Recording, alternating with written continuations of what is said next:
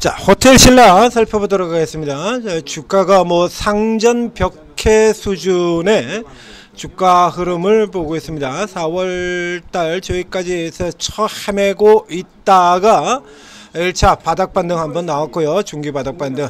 그러고 난 다음에 다시 121선 아래로 또 밀려 내려갔다가 또 밀려났다. 최근 들어서 굉장히 강력한 흐름을 보이고 있습니다. 뭐 최근 주가만 본다면 거의 뭐 시장 주도주급이죠. 자, 45,000원에서 지금 오늘 57,000원까지 최근 주가 흐름들 보면 거의 시장 주도주격인 흐름을 보이고 있는데요.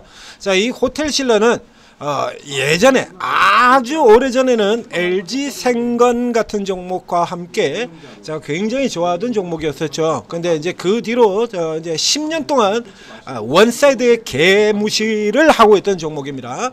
그래서 호텔 신라는 무슨 호텔 신라냐, 여관 신라지, 그래요. 모텔 신라지 그랬다가 모텔 신라도 안 되겠다, 이거 여관 신라 그랬다가 여인숙 신라 그런 지 몇 년 됐죠, 그죠? 제가 이 종목을 여인숙 신라라고 이 비하를 한 지도 몇 년이 됐습니다. 자, 그러면 이제 다시 여인숙 신라에서 호텔 신라로 되돌아 들어갔을까요? 아닙니다. 그거 아니고요. 그거 아니고, 자, 이런 그 흐름에서 보는 게 현재 시장의 기조, 그리고 지금 시장이 얼마나 강한지를 보여주는 대표적인 종목이 되겠습니다. 이 종목 그리고 바로 다음 종목까지 두 개의 종목을 살펴보게 되면 지금 시장이 얼마나 강한지, 그리고 현재 시장의 기조가 어떻게 흘러가는지를 알 수가 있죠. 자, 이 호텔 신라는 최근에 자, 주목해 볼 만한 아주 큰 업황에 관련된 메이저 뉴스가 한 개가 있고요. 그 다음에 격가지로 지나가는 뉴스가 하나 있었는데 그 두 가지 뉴스가 뭐가 나와 있었냐면, 첫 번째는요, 우선 인천공항에서 면세점 빠졌다, 철수했다 라고 하는 뉴스가 큰 뉴스로는 이 호텔 신라의 실적 그리고 업황하고도 관련된 뉴스가 될 수 있겠죠. 그 하나가 있었고요. 그 다음에 두 번째는 호텔 신라에서 결혼식 잡혀있던 부부가 호텔 신라 호텔에서 취소시켜버렸대요. 2달밖에 안 남았는데, 결혼식이 2달밖에 안 남았는데 갑자기 호텔 측에서 취소를 시켜봤다 그래가지고 지금 이슈에 또 뉴스에 등장을 한 바가 있죠. 이제 요 같은 경우는 이제 결혼식 취소와 다른 국가 행사에 대비해서라고 얘기를 합니다. 에이펙이죠. 자, 에이펙. 그래서 요거에 대비해서 실제로 누가 올지는 안 올지는 모르겠습니다만, 이제 뭐 트럼프 같은 경우도 오겠다고 또 슬쩍 숟가락 한번 얹어놓고 이러고 있겠으니까 거기에 대비해 가지고 이제 좀 마련해 둔다라는 얘기입니다. 요거는 이제 격가지로 보게 될 거예요. 뒤집어서 얘기하면 뭐냐라고 하면, 우리가 계속해서 이쪽 방면 중국 소비주하고 관련해 가지고 얘기하고 있는 거, 중국 관련 기대감이라고 하는 부분들이 놓여져 있죠. 그래서 지수가 지금 3,500이에요. 3,500까지 올라오는 동안에 얘는 지금 주가 흐름을 살펴보게 되면요, 계속 내리고 있었죠. 계속 주가가 이렇게 계속 그 전에도 크게 내리고 있었고, 10년 전 주가에서 내리고 있었고, 그러다가 이제 가파르게 밀려 떨어져 가지고 밑에까지 내려 가지고 그 여인숙 신라라고 제가 비하는 흐름들이 이해가 되시죠? 주가만 보면 요렇게 돼서 이제 2023년 여름을 고점이란 이 추세에 38%선 여기 들어온 겁니다. 직전에 저점으로 자리 잡고 있던 자리, 그러니까 진짜 갈라 그러면 이 벽을 뚫고 들어가야 된다는 얘기예요. 그러니까 사실은 최근에 이제 여기서 들어오는 흐름 정도는 이제 지수가 올라 들어가면서 올라 들어가는 이 흐름들 따라 추종한 형태가 된다라는 얘기가 되겠고요. 자, 여기서 이제 강세장이라고 하는 걸 살펴보게 되면 이 어떤 부분이 있냐라고 하면, 자, 호텔 신라가 면세점에서 철수를 해버렸습니다. 이게 이제 망가진 이유에도 들어가는 건데요. 예전에 10년 전에 아까 보셨던 10년 전에 어마어마하게 잘 나가던 그 자리에서 여기 있죠. 이때 이제 중국 쪽에 이 기업들이 이제 호텔 신라만 그런 건 아니고요. 다른 기업들도 대부분 다 그랬어요. 근데 이제 요거를 이제 뭐 LG생건 같은 경우가 있지 않습니까? 역시 호텔 신라 마찬가지로 똑같이 처망해버린 LG생건 같은 경우가 그러고, 이 기업이 그렇고 그런 케이스가 되는 건데, 자, 이제 사드 이후에 이쪽 라인이 이제 성장 모멘텀이 막혀버렸잖아요. 그럼 방향을 돌려가야 될 겁니까? 돌려야 되잖아요. 방향을 돌려야 되는데 돌리질 않아. LG생명 같은 지금도 여전히 중국 얘기하고 있죠. 중국 화장품. 그래서 아모레퍼시픽 같은 경우는 이제 중국 대신에 그래서 중국에서는 계속해서 경쟁이 안 되는 중국에서는 빠져나가고 대신해서 미국을 키우겠다 그래서 미국 이슈 가지고 주가가 올라 들어갔다 내렸다 하는 반면에 LG생명은 계속 쳐밀리고 있잖아요.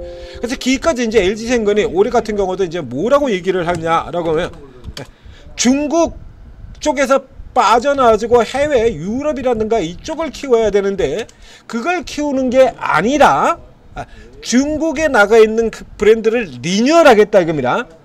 되냐고 안 되지. 당연히 주가가 못 올라 들어갈 수밖에 없는 케이스가 되는 거고요. 이 호텔신라나 이쪽 같은 경우도 그 케이스인데 자 그래서 사드 때문에 중국인 막혔죠. 중국 관광객이 못 들어오고 막혀버렸잖아요. 그 뒤로 10년 동안 이렇게 된다 그러면 이 빠져야 돼. 이게 벌써 일찌감치 손을 썼어야 돼요. 현대백화점 같은 경우에 같은 쪽에서 현대백화점 같은 경우 동대문 쪽 같은 경우 철수해버렸죠. 1년 전에 철수했습니다. 그러니까 현대백화점 대비해서 이게 또 1년이 또 늦었다는 얘기예요. 현대는 1년 전에 철수해버렸거든요. 현대백화점은. 그래서 똑같은 모멘텀을 달고 움직이는 종목들이다라고 하더라도 그 사이에 현대백화점은 이렇게 움직였던 반에 여기 한 발 늦다는 얘기죠. 이게 삼성이 전체적으로 계속 다 그러고 있죠. 삼성전자도 그러고 이게 삼성 계열사들이 계속해서 한 발씩 좀 늦어요.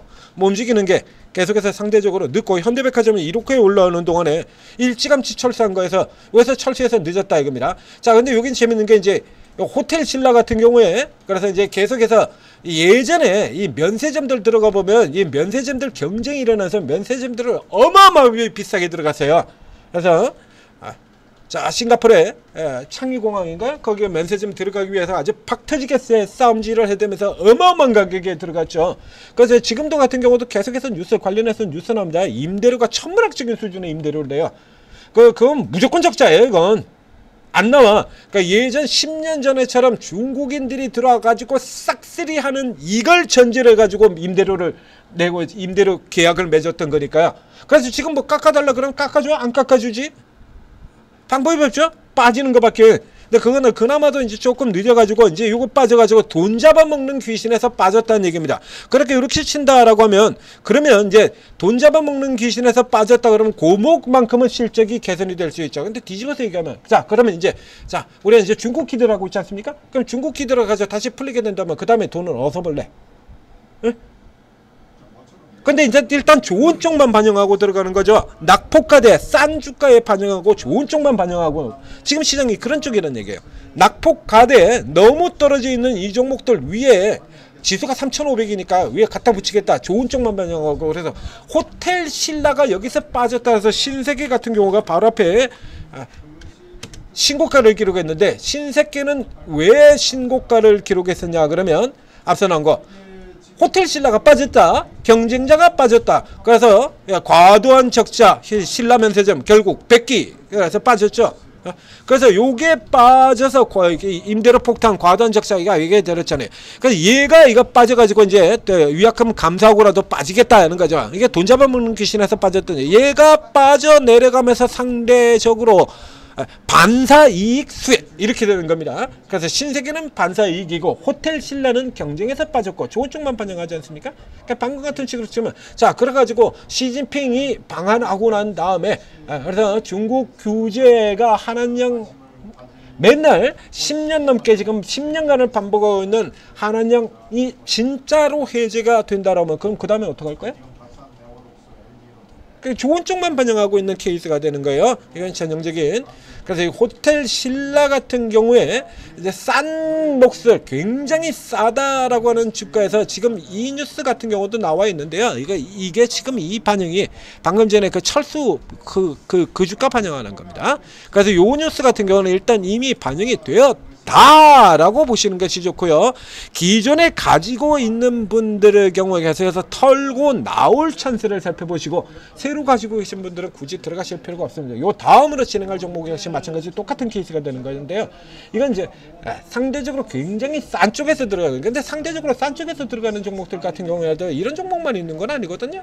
여기 이런 것들도 있지 않습니까? LG 디스플레이 이런 거 상대적으로 싼 종목들 다 맞추고 들어가고 있잖아요. 지금 상대적으로 싼 애들 LG 화학 같은 애들도 지금 잡아당기고 있고요. 상대적으로 싼 이런 종목들도 끌어오고 유화 쪽에서도 끌어당겨 올라오고 이게 계속해서 삐직삐직 계속해서 이렇게 쳐 올려서 잡아당기고 있는 흐름들이거든요. 그러니까 싼 쪽의 종목들도 여전히 상대적으로 싼 맛에 들어갈 수 있는 종목들도 굉장히 많아요. 앞에도 얘기했지 않습니까?